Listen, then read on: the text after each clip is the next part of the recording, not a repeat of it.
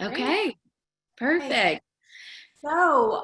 Welcome to Wise One Wednesdays. We are here to introduce Maggie Wilhelm, who is our mental health expert in residence here at Wise Wellness Guild and a self-empowerment coach. Maggie has quite a bit of experience in therapy and in her background of just working with women to find ways to empower them. And so as a self-empowerment coach, one of the topics that we thought would be just incredibly important to discuss today is around boundaries. I know myself, I struggle with boundaries. I am a notorious people pleaser. It's how I like to give and receive love. But as we know, we will give and give and give and give until there's nothing left to give. And martyrdom isn't something that looks sexy on you. It's not something that we should be proud of or wear as a badge of honor, because we cannot be successful in our own lives and live the most fulfilling lives, if we do give everything away and we don't do things for ourselves. So I wanted to welcome Maggie. Thank you so much for joining us today. Thank you for having me.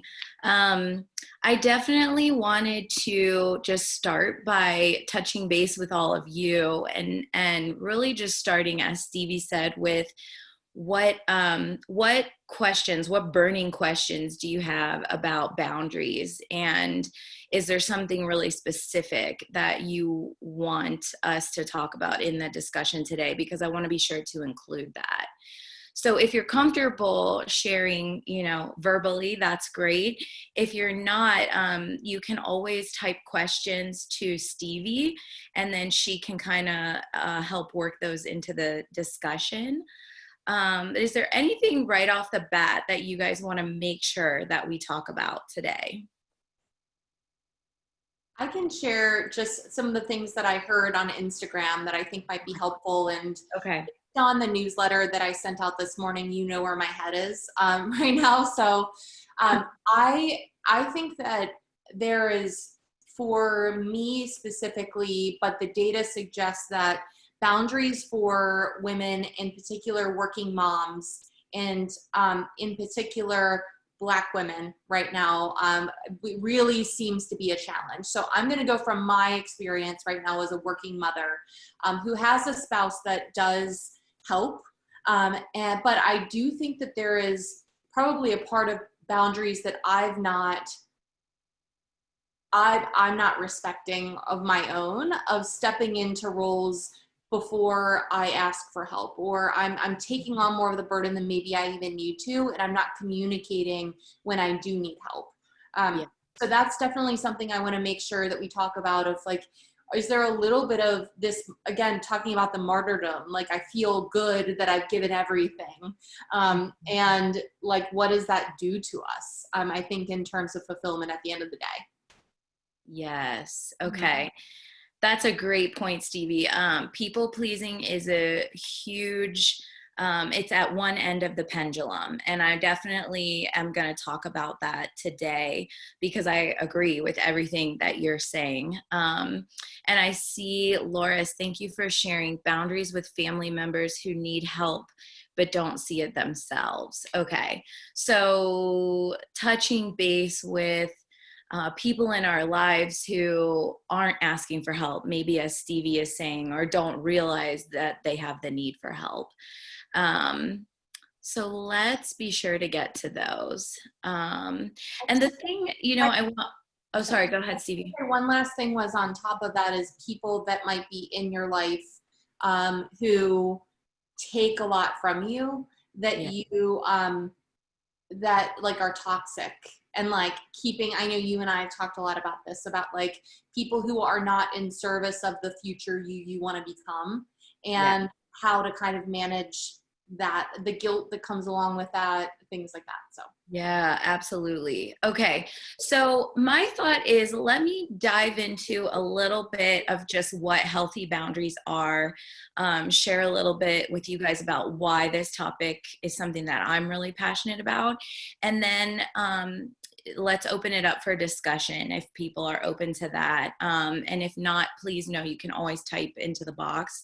But one of the things Stevie and I discussed in planning this and just in general, what we're hoping for WISE and what we're hoping for this community is having very open dialogue, having a space where people feel safe, a space where people are able to be vulnerable, and hopefully we can build each other up through that. This is really about women supporting other women and growing into our best selves. So we want that space for all of you. And we're very alike in that we share that vision. So if you guys have ever seen Red Table Talk with like Jada Pinkett Smith and her family, that's kind of what eventually we're hoping to have, that kind of space here. So if you're comfortable, please do feel free to chime in at any time. But I wanted to, in the spirit of vulnerability, share with you guys first why boundaries are so important to me. And so I'm just going to share a little personal story, and then we'll get started on what healthy boundaries should look like. So for me, I grew up in a family of wonderfully thoughtful and generous and kind and giving women. And that's something I'm proud of. And it's something that I had to learn to navigate as a young woman, realizing that being selfless wasn't really working for me. So as I grew into like my late teens and early 20s, this had been modeled for me for many years and by many family members, specifically women. And it's interesting, that word selfless, we talked about this in one of our WISE book clubs. And Stevie so eloquently said, like, selfless is a word that we have used to describe women as like the ultimate compliment, right? And what does it mean to be selfless? To be selfless means you're literally giving away everything in yourself. And I saw this as a compliment. I literally wrote it in like all of my Mother's Day cards, like, Mom, I love you. You're so selfless. I can only aspire to be like you. And I do love my mom, and she's a wonderful woman. But I think she and her sisters and the other role models that I have in my life were sort of victims of that era, which is that, they were so selfless that they didn't take care of themselves. And what I found when I became a young woman was I had a lot of internal anger and resentment built up because I was such a people pleaser. And I found all of my self-worth and my value, maybe not all of it, but a lot of it, in what others thought of me. And so I would give and give and give, and I would not realize when I was reaching my limit and continue to push that. And then what really was like the pinnacle of issues was in my mid-20s. My partner, who I'm now married to, was like, this is not working, because I was having so much anger and I could feel it every single day. I felt angry a lot, but he also was like, you're angry a lot. You need, what's going on? And so I had to figure that out. And I didn't know why I was so angry. I just knew I was. And so finally, thank God for me, I was in grad school, and then I had my first job at a DBT clinic. And that's where I learned so much of the work that I now guide and teach and use to hopefully empower other people. But I think it really saved my life. It changed my life dramatically. It changed how I feel internally. It saved my relationship for sure. And so that's why I believe in it. That's why I'm really passionate about it. And I hope that it can help others as well. And so all of that being said, I feel you on the people pleasing side of this. And I think, you know, again, what Stevie and I hope is that this can be a space where we all share our experiences. And certainly I'm not where I want to be. I'm still working on finding a balance of boundaries, a balance of using my voice, being assertive to set my limits. And the thing with boundaries is we have to have boundaries with ourselves, and we have to have boundaries with others. So all of that being said, I just wanted to share with you all that that's sort of my journey. And of course, I haven't like figured it all out. I'm not perfect at this. I'm still working on it. And the thing is that all of us are continually learning and continually practicing this. So it's really imperative for your mental health and for your wellness and really for your self-worth and your self-respect that you be able to set boundaries with yourself and with others. And acting in line, you know, with these boundaries that we set, acting in line with the goals and the values that we have really are where you're going to see changes in how you feel about yourself, in your self-worth. And that's what all of this is about, you know, empowering us and helping us to feel like we can make choices, we can say no, or we can ask for help without feeling guilty. So getting into what healthy boundaries should look like, you know, picture like a pendulum, right? So on one side, you've got anxiety and fear of being vulnerable. And that may keep you distant in your relationships. It may keep you from embracing people who could be nurturing, embracing positive relationships in your life because you're afraid of being vulnerable. So that would be having really rigid boundaries. On the opposite side of that spectrum, on the other pendulum swing, for many of us, the desire to be liked, the desire to please others is so strong that this is where we really derive our worth and our value. And that becomes the priority, pleasing other people. And so both of these patterns can be really demoralizing because we're either completely isolated and alone and not feeling connection, or on the other side of the spectrum, we're not taking care of ourselves because we're so eager to please others. And all of these patterns appear in the form of giving too much or too little to others, not knowing our needs, or specifically not asserting our needs. So knowing them is not enough. We have to assert what we need and what we want, you know, in friendships, in really important relationships, in romantic relationships. And sometimes, Stevie, as you said, for working moms, sometimes that really means I need you to coordinate dinner tonight. I need you to take care of the child care because I have so much on my plate right now. And really asserting that and not just waiting for the other person to take the reins. That doesn't always happen. Another thing could be getting involved too quickly or trusting too easily, or intruding on other people's boundaries. So knowing that they have limits and violating those anyway. And then staying in toxic relationships could be another way that this happens. I'm seeing some messages, so I want to check those. Yeah, this shouldn't feel like another job. Right, exactly.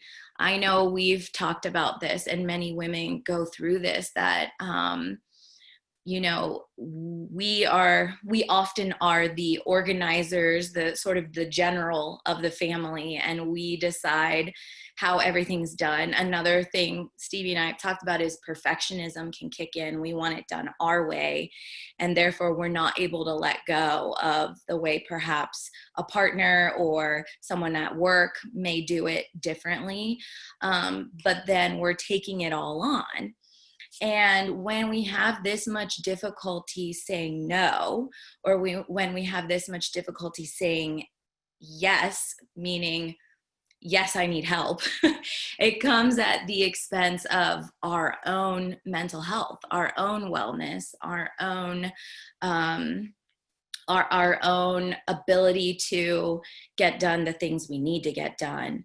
And this is where we see, you know, increased conflict, the internal anger, the resentment, burnout, depression. I mean, for me, that was part of my journey as well.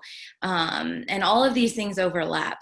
So I think there's a lot of consequences that come. And one of the two most important things that I've realized in this whole journey of setting boundaries is recognizing your limit and then learning to say no or learning to ask for help. And those we could do entire separate discussions on, because there's a lot to that. And maybe we will talk about those in the future. But boundaries need balance. So let's talk about what balance would look like. It's somewhere in the middle of giving it all versus giving up. And when we're vacillating between these two poles, we're really stuck between not wanting to feel vulnerable, but also wanting connection, and finding balance between loose and rigid boundaries is obviously a lot easier said than done. So I was thinking to give you a sense of where you fall with boundaries. I have a little quiz, and don't worry, you don't have to share your results with anyone. This is just personal for you, but I'm gonna just go through a few questions. And if you say yes to the answer, I want you to just like either physically calculate that or mentally calculate that. So the first series of questions is for people who have more loose boundaries and perhaps have difficulty saying no. So just put a little tally if you answer yes. I have difficulty saying no in relationships. And this can be personal or professional. I give too much. I get involved too quickly.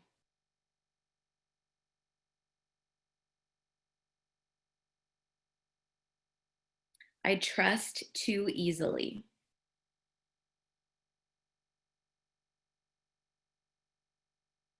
I intrude on other people's boundaries.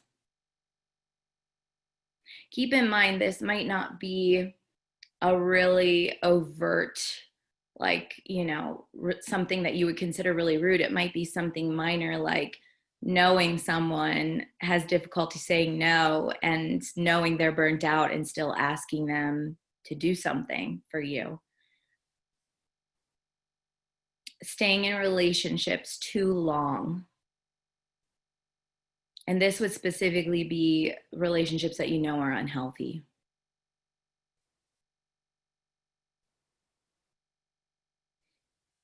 On the other side of the spectrum, with rigid boundaries, I have difficulty saying yes in relationships, letting people in, being vulnerable.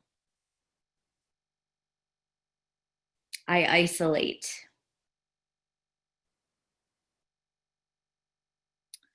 I distrust too easily.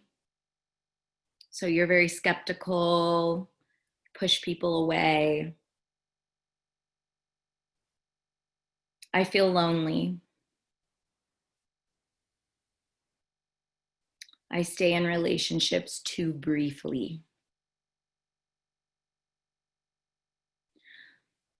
So just kind of as a tally for yourself, look at those and see which way you tend to fall.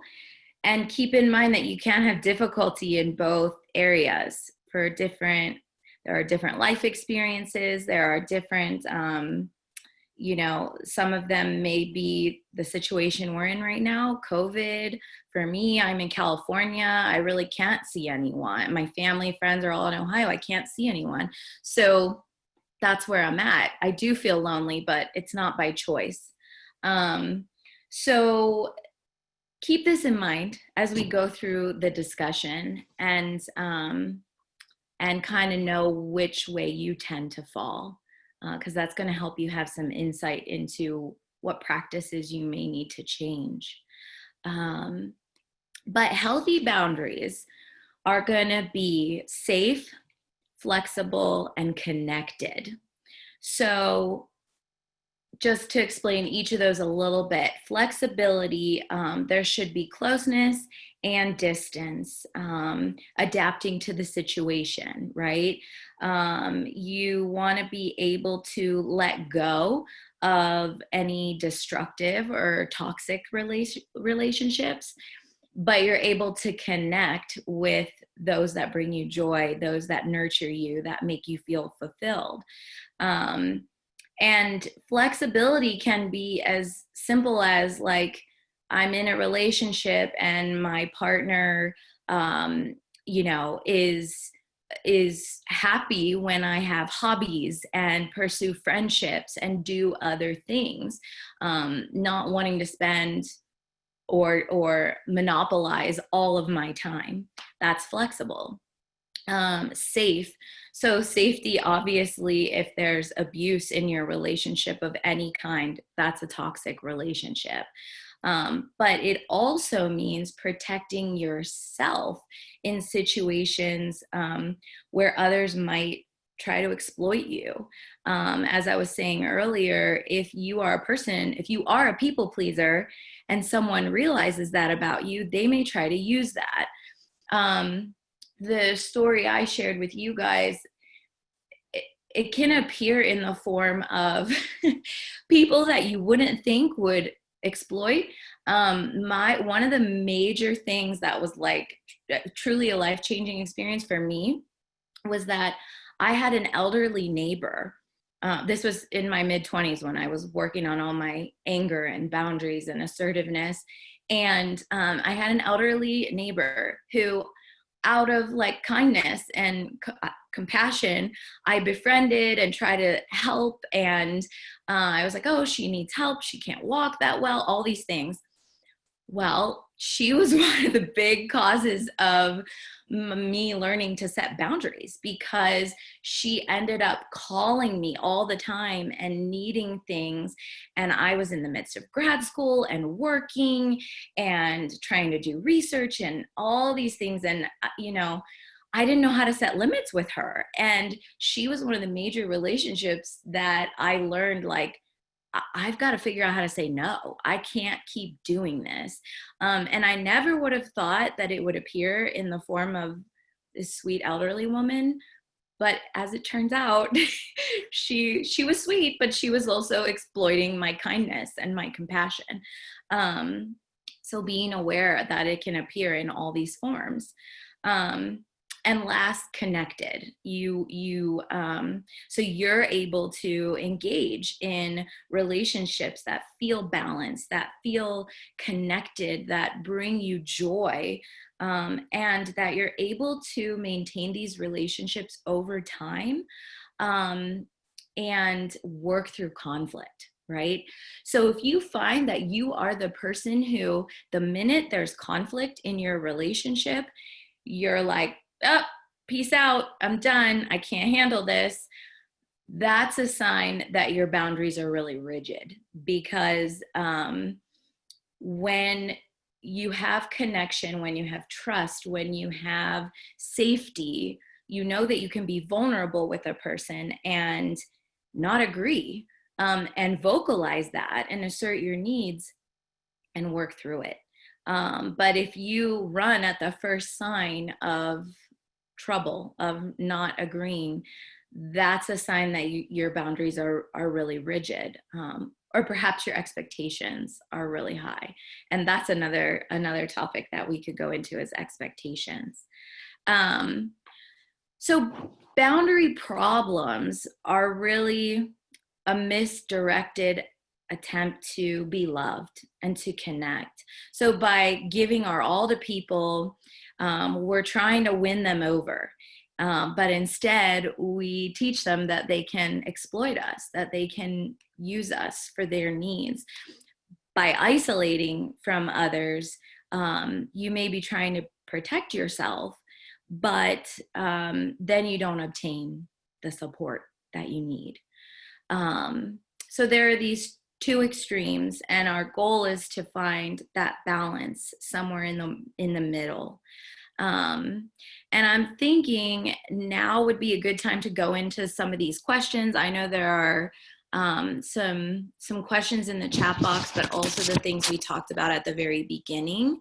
So does anybody have any like comments or thoughts or things they want to share before we kind of dive into these?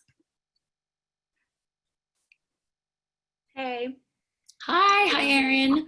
So I think, like, for me, some things that I struggled with were when I worked at Cincinnati Children's, everybody that worked there, we were like saving lives, and we all worked together. And if I needed help with something, somebody helped, like I helped them, or vice versa. And so it was very loose, and like I didn't need to set boundaries because I just expected that I knew that these people were going to care for me just like I care for them. And I think what was hard for me, like moving to a different job, it took me like a year and a half to realize that all these things that I was doing, and they would ask me to do, and I would just be like, yeah, sure. Because I just thought that, oh yeah, they would just help me out it took me a year and a half to realize, oh no, they're just taking. So I guess, is there anything, I think in different situations, you have to have different boundaries. Is there any advice to like, how do you figure out what those are? How do you, like, in different relationships, I guess? Totally. And you bring up a great point, which is every relationship is going to have different boundaries, right? Depending on the closeness, the intimacy of the relationship. Our professional relationships can look really different than our family or intimate relationships in our personal life. So the hard part about what you're mentioning, and I can really validate that experience, because when you start at a new job or any new, new experience, you don't know what the people are going to be like. And so setting boundaries, ideally, we want to try to set boundaries from the get-go. This is why with kids, it's like shape their behavior early on, right? But that can't happen in real life situations. It's, as you're saying, you didn't realize until about a year and a half in, like, hey, they're not helping me out. And this is where I would really look at, what are your goals? Meaning, if any of you follow the DBT group, the WISE DBT group that we have on Facebook, I posted about this recently, but when you're in a conflict, when you're in a situation, consider 3 goals. One is your relationship the priority? Is your objective the priority? Or is your self-respect the priority? And that's tricky because oftentimes it's all 3. For example, if you're in a conflict with your partner, likely it's all 3. However, at work, you may be able to prioritize one of those. It sounds like to me, Erin, if I'm getting what you're saying, your priority may be your objective, which is they're not helping you the way you're helping them. So your objective is either to get them to assist you and give you that same level of teamwork, or to not help them as much because it's burning you out. You're not able to say no. So is that right? Yeah, Your, for mostly sure. your objective. Okay. Okay. I quit. You did. Okay.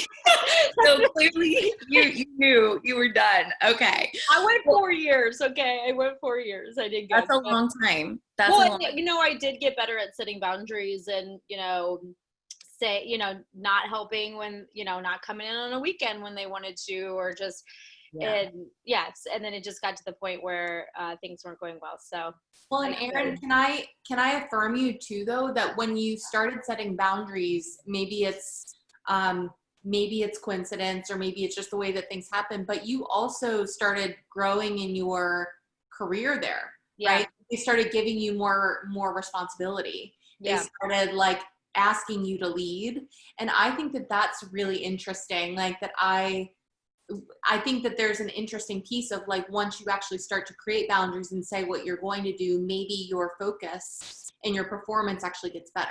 Yeah. So something to think Yeah, about. for sure. Yeah, and I love that you said I slowly started setting boundaries. That it's a process, right? Yeah. It doesn't overnight. We don't just suddenly change who we are. But I think the fact that you did start to say no, the fact that you did start to realize, I'm getting burnt out. You obviously you did, because you quit the job. But when people aren't, and work is difficult because, oh gosh, my computer's sliding away. Work is difficult because there is a certain level of, yes, I want to be a team player, but where's that fine line of team player versus they're only coming to me, they're only using me as the weekend call shift. That's not cool. And so I think really asking yourself what your priorities are, what your goals are. If working that weekend shift is going to get you a promotion or a raise, or it's helping you work towards a goal that you have personally, then it may be worth it. On the other hand, it sounds like they were really exploiting you because you were the yes girl at that time. Loose Say that again? I said tally for the, you said I'm okay saying yes, tally. Yes, I hear you. Same here. So that is a process, but I wonder, in your new job, considering how to start setting those boundaries right off the bat. I'll give you an example. In my full-time job, I changed locations because I was working in a really toxic place that was not healthy. I changed jobs, got to a new location. They asked me to switch roles and be a supervisor. It came with very little pay increase, and it came with a lot more responsibility. And so I wanted to please. My gut instinct was like, say yes, say yes, say yes. But my goals are being a part of WISE, growing my private practice, growing my personal business, not my full-time job. So I hope none of them see this, but but that's my priority. This is my goal. So I turned it down. I said no. I said, I appreciate it. I'm flattered, but this isn't the right fit for me. And my boss really respected it. And she, in fact, later told me, I wish I had learned to set some of those limits for myself. I've never learned to do that, and it's not been good for me. So sometimes you see the benefit pretty quickly. So Erin, I hope that answers your question, but obviously in your experience, starting to say no was a great benefit to you. Yeah. So good for you, girl. And you shouldn't feel bad if they see it, because you were just doing what you needed to do. That's right. That's exactly right. As long as you're doing your job, as long as you're doing what's required of you, and, still hopefully trying to be a team player where you can, but then setting your limits on the other side is super important. So I know there were some other questions popping up that I want to address. How are we doing on time? Okay, we're doing good. Hey, Maggie. Yes. It's Loris. Can I ask you a question? Yes. This is kind of like burning on my brain right now. Yeah. Okay, so let's say you have this person who is basically toxic to almost everybody. And it's kind of like the elephant in the room. And so you kind of know this person gets away with it because no one addresses it for a multitude of reasons. Well, this person was kind of out of my life and now they're back in my life. And this time I'm like, so were you really, probably, I know I've been part of the problem. And so now you want to reestablish healthy boundaries. Yeah. And you're like, okay, not on my watch anymore. You know, I've got to really reestablish them. Right. What's kind of the best way to get started on that? Yeah. Yeah. And this is the difficulty with family, right? Is that when it comes to our family members, there's this sense of obligation.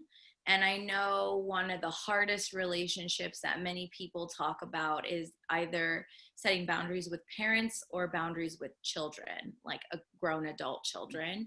But regardless of who the person is in your family, I think first really reaching inside yourself and knowing what your limits are. So for example, a client that I've been working with has a really unhealthy, toxic relationship with her daughter. And to the point that her daughter is both emotionally and physically abusive to her. So there are times where this really escalates to a dangerous place. And that's where some boundaries have to be very firm. So it's like, if you become physically abusive to me, if you in any way hit, shove, whatever, or on the other hand, just as important though, emotionally abusive, you know, the cursing, the degrading, the belittling, criticizing, I mean, words are cutting. And so if you talk to me that way, I will hang up the phone. I will not allow you in my house if you're speaking to me that way. So it's really firm. I know that there are other situations where it may not be this clear cut, but I think deciding what your limit is, meaning what am I willing to tolerate, and letting that person know as soon as you cross this line, I'm not going to engage in the relationship with you, or you will not be welcome at the 4th of July party or the Labor Day party because you violated XYZ. And being clear about it. You know, a lot of times, like you said, this becomes the elephant in the room and we don't talk about it. And then we're left feeling confused. We're left feeling guilty. We're left feeling that we didn't have self-respect because we walked into this situation, and then it's like, oh, should have done this, should have done that, right? And that can really hurt the relationship, but it can also really hurt your self-respect. And that's such a big part of this, because when we're acting in line with our goals and our values, that's when we feel fulfilled. It's when we feel proud of ourselves. It's when we feel I can do this, right? And then the next time a situation like this arises, we're like, okay, I got this. A little example that was taught to me that I love is practicing assertiveness in situations that don't matter so much to you, meaning where the relationship isn't important. So for example, if you struggle to be assertive or if you struggle to set limits about things, practice it like at a restaurant or practice it at a coffee house where they get your order wrong, or even if they don't get your order wrong, send it back. Say that, I'm sorry, this isn't right, or this isn't good. It's really hard, but it's a great way to practice using your voice to assert your needs. And they might be mad at you, but you probably won't ever see them again. So it can help you learn to feel a bit more confident in these really difficult situations like work or family members. It's like a history of drama that was years and years and years in the making that I'm over now. No more drama. Yeah. I'm just not going to get into that drama anymore. And that's good. I like the, what am I going to practice? I like the knowing your limits. What am I going to tolerate? And just. Yeah. Did that answer your question? Yeah, that's helpful. Okay. Yeah. Can I harp on what Loris is saying too? Because I feel like my biggest issue with boundaries lies in, and this goes across the board for me, like work, family, personal, this is just like across the board, is the aspect of guilt that comes along with it. And what would be your advice on that? Yes. So let me answer that. And then I'm going to go over to Janet because she has a question too. That's a great question, because I think especially when you're on the people pleasing side, but even when you're not in the people pleasing, even when you act outside of your personal goal or value, you feel guilt, right? Like, that's not in line with my goal, or that's not in line with my value.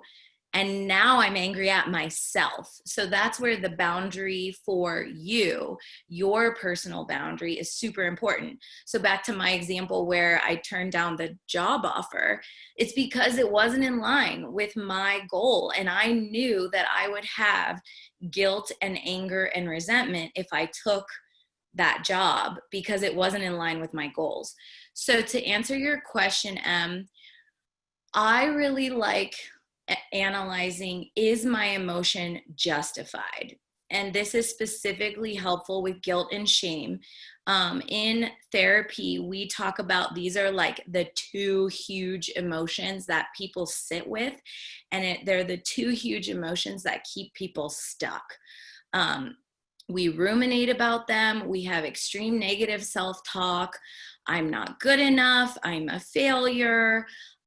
This and that. And it's because we're sitting with guilt and shame that either we haven't processed, some of it may be valid, but what you're talking about is guilt that perhaps isn't completely valid. So you want to ask yourself the question, is my guilt valid?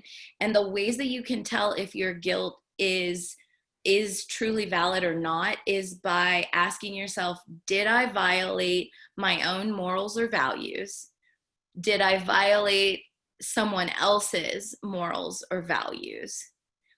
And if the answer is yes, then your guilt is somewhat valid. Those are reasons we should feel guilty. However, if the answer is no, then it's unjustified guilt, and it's societal pressure or norms or who we have been taught that we should be. I should be good. I should be kind. I should be I'm not saying we shouldn't be kind. Obviously, you guys know that. But I should be the best. I should be fit. And I should be a great mom. And I should be working full time. And my house should be perfect. And I should love my husband every moment of the day. None of those things are realistic at all. So when you're shoulding all over yourself, you're going to have guilt. So asking yourself, did I violate my own morals or values or the morals or values of someone else? If yes, it's justified guilt.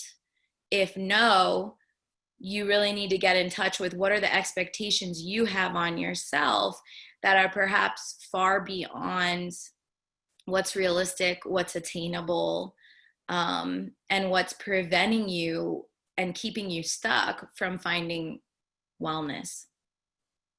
Yeah. So Janet, I hope that answered your question. It's a good place to start. Just real quick, how can one help another individual? For example, my sister, I think, has good ideas about what healthy boundaries are, but I see her really struggle with maintaining that decision, and especially with her own adult children, she'll say, "Oh, well, I'm just a softie." Well, I've seen over the years, definitely hasn't been good for the children, with, unhealthy outcomes, as well as it's not good for her, obviously. Right. She, I think, rationalizes it to say, "Oh, I'm just a softie," when in fact, I just don't know that she has the energy or the discipline to maintain her boundaries. Yeah, that's a great point. And I think, Janet, what's really important about boundaries that I didn't mention before is you don't want to set them unless you're committed to keeping them. Because the minute you tell someone, "I'm not going to do this for you," or Loris, back to what you were saying, "You cannot come in my home if you XYZ, you cannot attend the family party if you XYZ," and then you let them in your home, they just learned that you didn't mean it. They just learned that they can exploit you. They just learned you taught them that their behavior is acceptable. And I think it's really easy to talk the talk and a lot harder to walk the walk. And I certainly get that. I mean, we all live it and we all have to practice it, and it's not easy at all. But the minute you say you're committed to something, let me rephrase, don't say you're committed to something until you really are. Because her children, unfortunately, have learned Mom's a softie. She even says that about herself. And they've learned that she's not going to hold firm. And that gets really tricky, whether it's, I mean, there can be so many issues. It could be money, it could be substance use, it could be, but if Mom's not holding firm on what she set as her boundary, then the kids realize that. And children realize that at a very, very young age.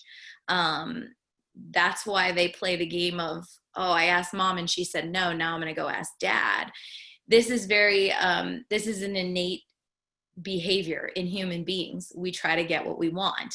And that doesn't end in adulthood. We still do that. So my advice to her, as her being your sister, would maybe just ask, what do you think you're teaching the kids when you say I'm a softie? What message does that send to them? And see if she can come to that on her own. A lot of people can come to these realizations once they're asked the right questions. But the truth is, until she's ready to change, she won't. Until she's ready to really set limits with her kids, she'll keep doing what she's been doing. And that's what's so difficult for us as family members when we see our loved ones making these decisions, because obviously you care about your sister, you love her, you want what's healthy for her. And Laura, same with you. The family member, everyone's affected by this. And this is where I always go back to acceptance versus change. We have to accept the things that we cannot change. And if your sister's not ready to change, all you can do is support her. But perhaps you'll reach your limit where you have to say, you know what? I've heard you talk about this for 10 years and nothing has changed. And I really want to support you and I love you.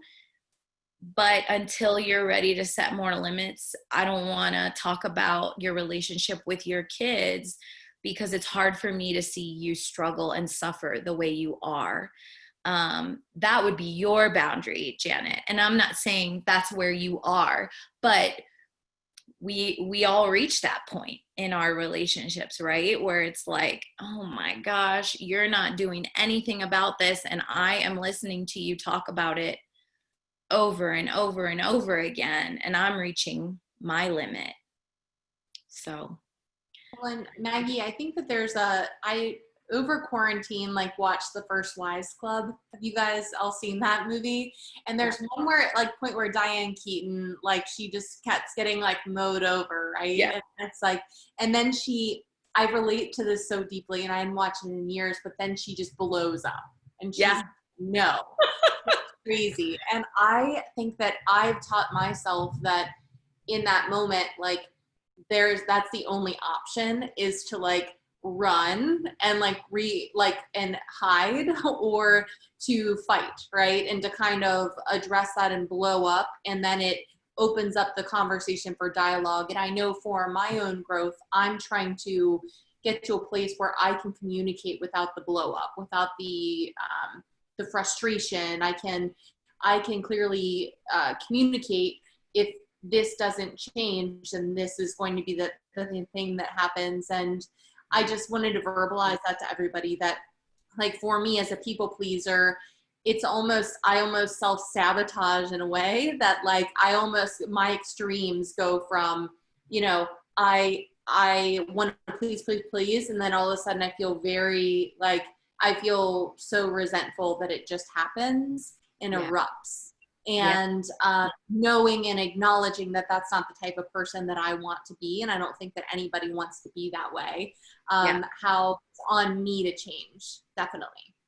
Absolutely. And it's such a good point that for those of us on the people pleasing side of this, if you have perfectionism in your personality, if you have just that desire that you derive some of your worth from others, again, some of that is natural, but when it gets to an extreme point, it gets dangerous. And that's a great point, Stevie, that learning to communicate your needs and going back to saying no and asking for help, I think are the two. If I could leave you with one thing related to boundaries, it would be knowing your limits, which is a process, but knowing what your limits look like, and when you need to say no and when you need to ask for help, because asking for help before it's explosive is a big deal. Your partner, whether it's at work or at home or whatever type of partner, is going to be a lot more receptive to it if you're not screaming at them and just saying, I really need help with this. Hey, Maggie, hi, it's MK. Hi. I identify, Stevie, 100% with you on all those comments. I have a question about in the workplace, boundaries in the workplace. So to me, I'm a people pleaser. Mm-hmm. In the workplace, your boss is asking you to do specific things. My mind goes to, well, I've got to do it. It's job security, so forth and so on. So my question is, in the workplace, how do you manage that? Because let me step back. I guess I've never thought of, this is all a new learning for me, that a boundary, what the real definition of what a boundary is, okay? Mm-hmm. I've never really understood it until today, so thank you for that. And also, I never understood that people go through life manipulating other people. I am who I am. I don't hopefully don't go through life situations manipulating the outcome of someone else's emotion. Yeah. So that all those examples that have been given are new to me. Yeah. But back to my question on the workplace, as a people pleaser, to me, when your boss asks or someone in the office asks you to do something, it's just part of being a team player. Yeah. Yeah. So can you just talk through that a little bit? Yeah, I think, I mean, I don't want to have this very negative view of human nature or of, society, that everyone manipulates all the people around them. And so I hope I didn't give that impression. No, Um, you didn't. I just know okay. that, and that's no, not at all. You didn't at all. I Yeah. just know that there are people in the world that do that. Yeah. And Yes, you're right. There are. And again, it can be on small levels. It doesn't have to be this massive abuse of another human being. It could be, something small, like every time I visit my mom, she, does my laundry for me, and I don't want to do my laundry. And I'm like, oh, you're 30 years old. You should probably do your own laundry. It can be small things like that. for sure. But maybe mom gets fulfillment from that. So that's a decision every family needs to make. But when it comes to the workplace, this is a difficult question, MK. I don't think there's a clear line, because you're right that you want to be, or we all want to be, a team player, and we want to help. And yeah, job security, especially right now, right? So many people are furloughed or have lost their jobs altogether. So that's a big deal. So in answer to your question, I think it kind of goes back to Erin's question, which is like, are others also being team players?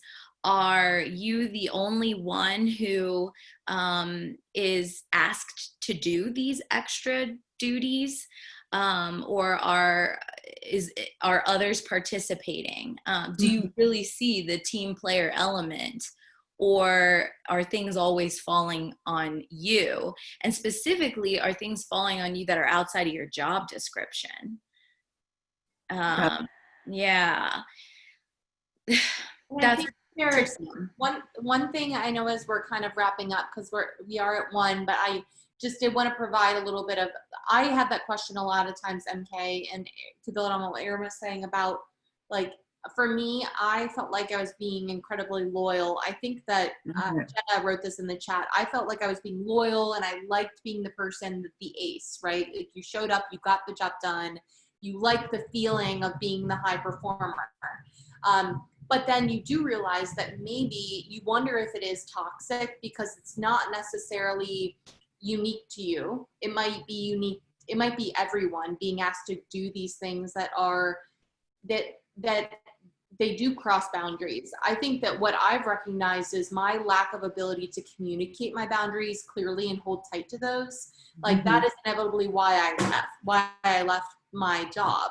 But had I been better about communicating those and accepting that, I'm going to use consequences in air quote, like meaning consequences, it doesn't necessarily have to be negative. It might be you pass up a job because you've created boundaries for yourself, or the consequences might be that you don't get to have a seat at that table, and acknowledging that like whether you're okay with that or not. I think that I love that we've talked about objectives and kind of realigning back to what is this in service of, and if it's in service of that, are you more willing to accept it? So I love that Stevie always asks that question, what is it in service of? And that's where I always go back to, what are your goals and values? So if you're in a place in your life, MK, or anyone, where your goal is to grow your career, and you have the space and the energy and the wherewithal to power through those extra duties, and it's not hurting other areas of your life, then it's in line with your goals, and therefore it's okay to say yes. However, if you're like, okay, now I don't have family time, I never work out, my health is suffering, I feel miserable all the time, well, then it's not in line with your goals anymore, and your wellness is suffering. So I think going back to those questions, what is it in service of? Is this in line with my goals and values? And that'll help guide you as to which direction to take. Yeah. Maggie, thank you so much for joining us today and being able to bestow all of your wisdom. I know that we have multiple touch points of which people can interact and engage with Maggie. We have the DBT Facebook group that was mentioned previously. Weekly, we just talk about different tips and tricks that you can engage with and just kind of reflect on yourself. So if you cannot find that on the Wise Wellness Guild page, please reach out to me and let me know. I would say also we've been talking about doing a circle. So kind of doing more of a true self-empowerment coaching and kind of getting something rolling there with Maggie. So if you have interest in that, a small group, let me know. We are going to work through that. And then Maggie will also be providing us amazing content like this, and we'll continue to provide a forum for her to be able to share and guide us in conversation. I think that during this time, during COVID and even prior to COVID, you know, we just as women, there's not time to take a back seat on the work that we're doing. It's time to actually push the gas pedal down and continue to push forward because we are just seeing a lot of backsliding happening and people feeling like it's their duty and the martyrdom is there and they're tired, so they're just doing it. And there's only one way to really, really fast track you to burnout town, and it's exactly that. It's doing a lot of obligatory things. It's saying yes to things you don't want to. It's not having strong boundaries around yourself to make sure that you are strong enough to lead the life that you deserve. And I just am so grateful for you, Maggie. You're absolutely amazing as always. Thank you for joining us also in California time. I know it's early-ish, so. You're not doing 6 a.m. That helps. I know. Yeah. And just a final note, I wanted to let you all know that I know we didn't get to all of the questions, so I just took pictures of those, and I will try to do little short videos on my Instagram page to answer the rest of those questions. And I'm thinking if you guys want to email me or Stevie or be in touch in any way, perhaps there are things coming out of this conversation that could generate what our next topic should be. I heard a lot of people pleasing, and certainly I fall in that category, so I could talk about it for a couple hours probably. So if you guys want to let us know what topics you want for the future, please do that as well. It'll help us cater to your needs and what's going to be most helpful. That's wonderful. Well, thank you everybody for joining. The next Connect that we have is we have Wise Readers tonight, and then next Wednesday at 6:30 we have Caitlin Bolt-Levitt, where we